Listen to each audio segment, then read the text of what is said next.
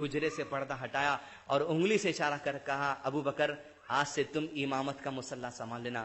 اللہ کے نبی صلی اللہ علیہ وسلم کی حاضری میں ابو بکر صدیق نے امامت کے مصلی کو سنبھالا اور اللہ کے نبی صلی اللہ علیہ وسلم کی حیات میں 17 نمازوں کی امامت کی۔ کتنے نمازوں کی امامت کی؟ 17 نمازوں کی امامت۔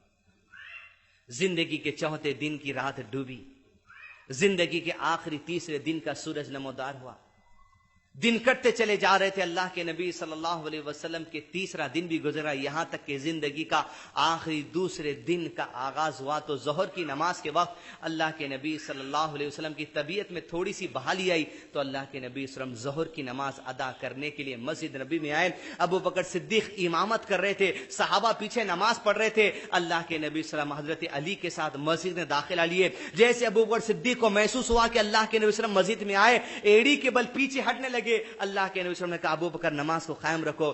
اللہ کے نبی صلی اللہ علیہ وسلم حضرت علی سے کہا علی مجھے ابو بکر صدیق کے بائیں جانب بٹھا دینا۔ ابو بکر صدیق کے لیفٹ سائڈ کی طرف اللہ کے نبی صلی اللہ علیہ وسلم بیٹھ گئے اور ابو بکر صدیق کی امامت میں محمد رسول اللہ صلی اللہ علیہ وسلم نے نماز ادا کی۔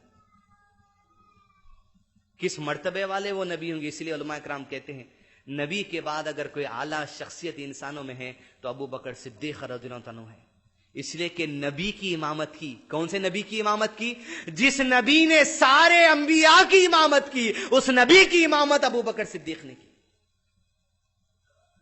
یہاں تک کہ زندگی کے تیسرے دن کی مغرب اور عشاء کا نماز ختم ہوا اور اللہ کے نبی صلی اللہ علیہ وسلم کی زندگی کی آخری رات کا آغاز ہوا۔ آخری رات کا آغاز کل بھی ہمارے زندگی میں ہمارے شہر میں ہوا تھا۔ کس چراغوں کے ساتھ، کس شرکی الفاظ کے ساتھ، کس دھوم دھڑاکے کے ساتھ ہوا تھا، اور یہ اللہ کے نبی صلی اللہ علیہ وسلم کی زندگی کا آخری 12 ربیع الاول شروع ہوتا ہے۔ جن میں یہ آئینہ ہے آپ کے لیے، جائزہ ہے آپ کے لیے۔ آپ مارتے مار کے جائیے، تھوکتے تھوک کے جائیے، لیکن ہمارا کام ہے اللہ کے نبی صلی اللہ علیہ وسلم کی بات آپ کا آخری ربیع الاول آپ کے سامنے پیش کر دینا۔ اب آپ کی ذمہ داری ہے کہ جس تک آپ یہ بات پہنچا سکتے پہنچا دیجئے۔ آخری ربیع الاول اللہ کے نبی صلی اللہ علیہ وسلم مغرب کی نماز ٹلی، عشاء کی نماز کا وقت ختم ہوا، اللہ کے نبی صلی اللہ علیہ وسلم رات چلتی چلی گئی، یہاں تک کہ رات کو اللہ کے نبی صلی اللہ علیہ وسلم کے جسم اتھر میں تکلیف بڑھتی چلی گئی۔ جب اندھیرا ہو گیا ماں عائشہ رضی اللہ عنہا چراغ جلانے کے لیے جب چراغ کے پاس گئی، تو وہ نبی جو اس قرآن کی روشنی کو دنیا میں پھیلانے کے لیے بھیجے گئے تھے، ان کی زندگی کی آخری رات گھر میں چراغ جلانے کے لیے تیل نہیں ہے اور نہ قرضے ہیں، سبحان اللہ، اور نہ قرضے ہیں۔ ایسا بھی نہیں ہے کہ تیل بھی نہیں ہے اور قرضوں میں لطف ہے، نہیں، سبحان اللہ، نہ قرضے ہیں نہ تیل ہے۔ اسی شام کو اللہ کے نبی صلی اللہ علیہ وسلم کے پاس 7 دینار تھے، سارے کے سارے صدقہ کر دیے۔ جتنے غلام تھے سب کو آزاد کر دیا، جتنے ہتھیار تھے سارے صحابہ میں بانٹ دیے۔ رات کا تہجد کا وقت ٹلتا چلا گیا، یہاں تک کہ اللہ کے نبی صلی اللہ علیہ وسلم کی زندگی کی آخری 12 ربیع الاول کی فجر کی نماز کے لیے حضرت بلال مسجد نبی پہنچے، کہا اللہ اکبر اللہ اکبر۔ جوق در جوق صحابہ مسجد نبی کے اندر جمع ہوتے چلے گئے، یہاں تک کہ حضرت بلال نے اقامت دے دی، مصلی پر ابو بکر صدیق رضی اللہ عنہ پہنچے، سارے صحابہ جماعت بنا کر اللہ اکبر کہ ابو صدیق نے امامت شروع کی، سارے صحابہ نے ہاتھوں کو باندھ لیا۔ جیسے آواز نبی صلی اللہ علیہ وسلم نے سنی، 12 ربیع الاول آخری زندگی کا، نبی صلی اللہ علیہ وسلم کا جی چاہا کہ آخری مرتبہ میرے صحابہ کو دیکھ لوں۔ آپ صلی اللہ علیہ وسلم نے اپنے گھر کا پردہ ہٹایا، پورے صحابہ صف بستہ ہیں، صف میں کھڑے ہوئے۔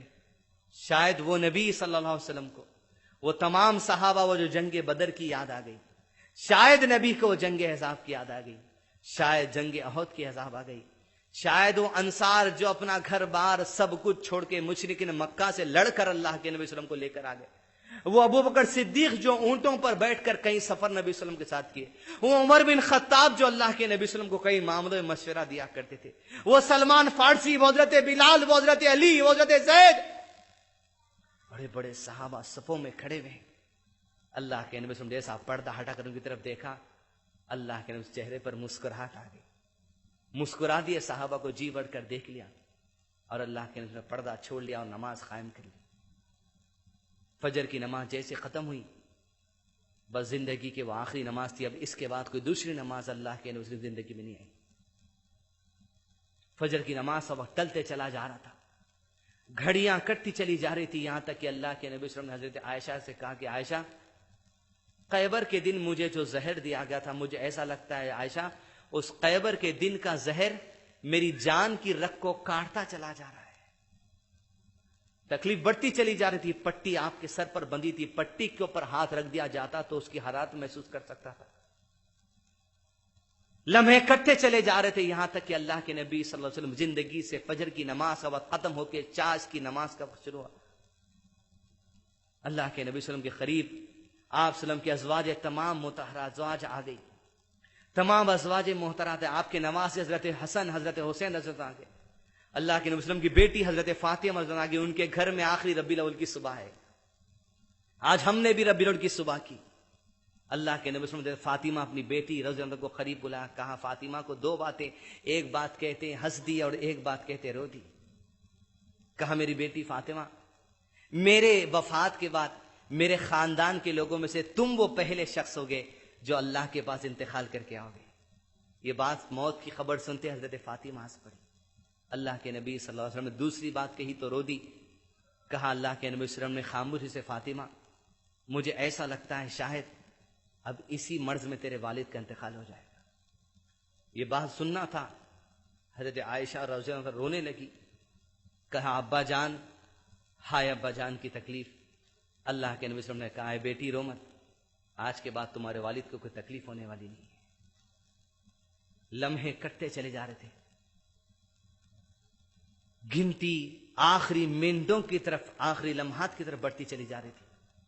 اللہ کے نبی صلی اللہ علیہ وسلم کے سامنے پانی کا ایک پیالہ تھا، آپ صلی اللہ علیہ وسلم پانی کے پیالے میں ہاتھ ڈباتے جاتے اور اپنے چہرے پر مل لیتے جاتے اور کہتے لا الہ الا اللہ، اللہ کے سوا کوئی معبود نہیں، اور کہتے یقیناً موت کے لیے بڑی سختیاں ہیں، یقیناً موت کے لیے بڑی سختیاں ہیں۔ اور اللہ کے نبی صلی اللہ علیہ وسلم نے کہا اگر کوئی جاننا چاہتا ہے کہ موت کو کیا سختی ہے، سب سے زیادہ سختی موت کے وقت محمد رسول اللہ صلی اللہ علیہ وسلم کو کہتے جاتے لا الہ الا اللہ، یہاں تک کہ اللہ کے نبی صلی اللہ علیہ وسلم کی زندگی کے آخری لمحات قریب آتے چلے گئے۔ حضرت عائشہ رضی اللہ عنہا اللہ کے نبی صلی اللہ علیہ وسلم کے قریب آ گئی، آپ صلی اللہ علیہ وسلم کو اپنے سینے پر ٹیک لگا دیا۔ ایک صحابی اللہ کے نبی صلی اللہ علیہ وسلم کے گھر میں مسجد نبی میں سے مسواک کرتے ہوئے داخل ہوئے، جن کے ہاتھ میں مسواک تھی۔ اللہ کے نبی صلی اللہ علیہ وسلم نے مسواک کی طرف دیکھا تو حضرت عائشہ نے پوچھا کہ نبی آپ کے لیے مسواک لاؤں؟ اللہ کے نبی صلی اللہ علیہ وسلم چہرہ ہلا کر کہا مجھے مسواک چاہیے۔ جب مسواک لے کر آئے، منہ میں رکھا گیا تو اتنی سخت تھی کہ نبی صلی اللہ علیہ وسلم دانتوں سے چبا نہیں سک رہے تھے۔ حضرت عائشہ نے کہا کیا میں آپ کے لیے نرم کر دوں؟ اس مسواک کو لے کر عائشہ نے اپنے دانتوں میں رکھ کر اسے چبایا، اسے نرم کیا، اور اللہ کے نبی صلی اللہ علیہ وسلم کے دانت مبارک کو جو مسواک کرنے لگے۔ یہاں تک کہ جب مسواک ہو گئی تو اللہ کے نبی صلی اللہ علیہ وسلم مسواک نکالی گئی، اور اللہ کے نبی صلی اللہ علیہ وسلم کی زندگی کے وہ آخری لمحات آ چکے تھے کہ آپ صلی اللہ علیہ وسلم نے اپنی انگشت شہادت اس طرح اٹھائی، اور اللہ کے نبی صلی اللہ علیہ وسلم نے جیسے انگشت شہادت اٹھائی، آپ کے ہونٹوں سے کچھ بات نکل رہی تھی۔ حضرت عائشہ نے اپنے کانوں کو قریب لے گیا۔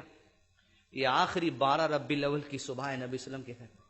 یہاں تک حضرت عائشہ اپنی کان کو قریب لے گئے تو کہا میں نے نبی صلی اللہ علیہ وسلم کو کہتے ہوئے سنا، نبی صلی اللہ علیہ وسلم کہتے جاتے ہیں اللہ ان شہیدوں کے ساتھ، ان انبیاء کے ساتھ، ان صدیقین کے ساتھ، ان نیکوکاروں کے ساتھ مجھے رکھنا میرے پروردگار۔ اے اللہ مجھے بخش دے، اے اللہ مجھ پر رحم کر، اے اللہ مجھے رفیق اعلیٰ کے پاس پہنچا دے۔ یہ آخری ربیع الاول کی صبح ہے نبی محمد رسول اللہ صلی اللہ علیہ وسلم کی۔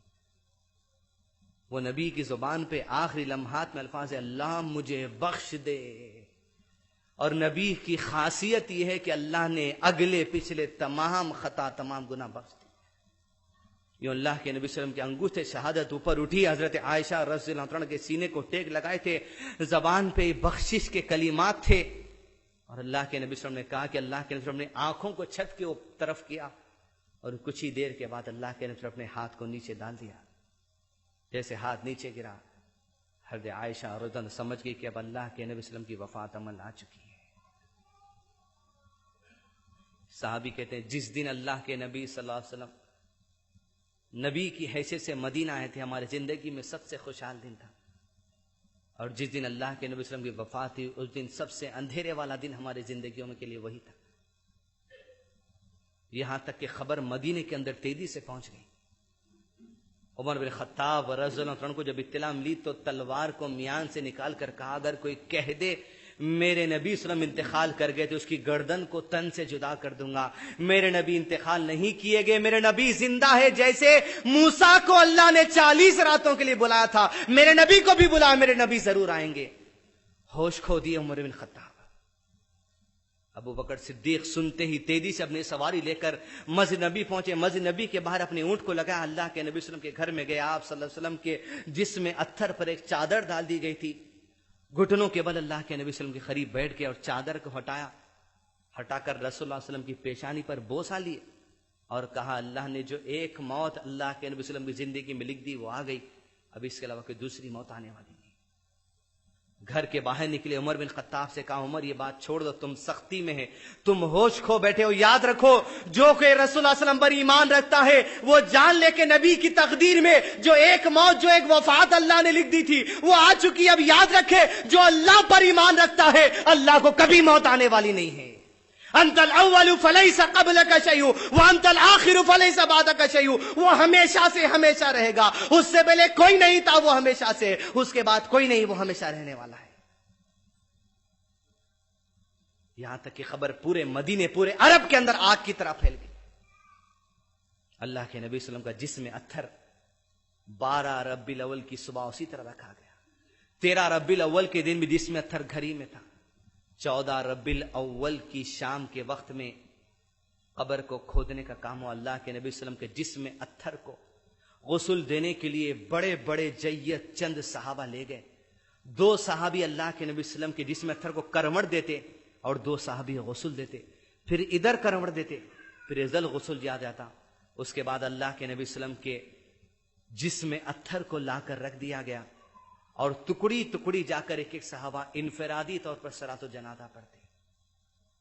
کچھ دن پہلے آپ نے سنا ہوگا اس شخص نے بہکاوے میں اپنی زبان سے کہہ دیا یا کیا کہہ دیا پتا نہیں, نعوذ باللہ, اللہ آ کر رسول اللہ صلی اللہ علیہ وسلم کی نماز جنازہ پڑھا, استغفر اللہ و اتوب الیہ. یہاں تک کہ ازواج مطہرات نے بھی ایک کے بعد ایک دیگر اللہ کے نبی صلی اللہ علیہ وسلم کی صلاۃ الجنازہ پڑھی. لمحے بڑھتے چلے گئے یہاں تک کہ حضرت عائشہ رضی اللہ عنہا کہتی ہیں بدھ کی شپٹی یعنی چہار چمے کی شپٹی جب ہمیں قبروں کی کڑیوں کی آواز آنے لگی, اللہ کے نبی صلی اللہ علیہ وسلم کے جسم اتھر کو قبر میں اتار دیا گیا. اس کے بعد عزیزان ملت, حضرت بلال جب کبھی مسجد نبی میں اذان کے لیے آتے اللہ اکبر کہتے, اشہد ان لا الہ کہتے, لیکن جب بھی حضرت بلال اشہد ان محمد رسول اللہ کہتے نبی صلی اللہ علیہ وسلم کی ایسی یاد آتی اذان میں ہی بے ہوش ہو کر نیچے گر جاتے, پھر اٹھتے پھر کہتے اشہد ان محمد رسول اللہ, پھر نبی صلی اللہ علیہ وسلم کی ایسی یاد آتی کہ بے ہوش ہو کر گر جاتے. لوگوں نے کہا بلال تم اذان دینا بند کر دو. حضرت بلال کو کچھ دنوں تک اذان دینا بند کر دیا گیا. عزیزان ملت, اللہ کے نبی صلی اللہ علیہ وسلم کی زندگی کا یہ آخری 12 ربیع الاول کا دن گزرا, 13 اور 14 ربیع الاول کا دن گزرا. یہ ہے رسول اللہ صلی اللہ علیہ وسلم کی زندگی کا آخری 12 ربیع الاول. ہم کیا کر رہے ہیں, ہم نہیں کر رہے ہیں, وہ سب آپ جائزہ لے لیجئے. اللہ کے نبی صلی اللہ علیہ وسلم نے فرمایا تھا میں تمہارے پاس 2 چیزیں چھوڑے جا رہا ہوں, ایک اللہ کی کتاب اور اس کتاب پر چلنے کا صحیح طریقہ محمد رسول اللہ صلی اللہ علیہ وسلم کی مبارک زندگی. یہ 2 کو تھام لوگے کبھی تمہاری زندگی میں انشاءاللہ گمراہی نہیں آ سکتی. ربنا لا تزغ قلوبنا بعد إذ هديتنا وهب لنا من لدنك رحمة إنك أنت الوهاب. وآخر دعواهم الحمد لله رب العالمين. السلام عليكم ورحمة الله وبركاته.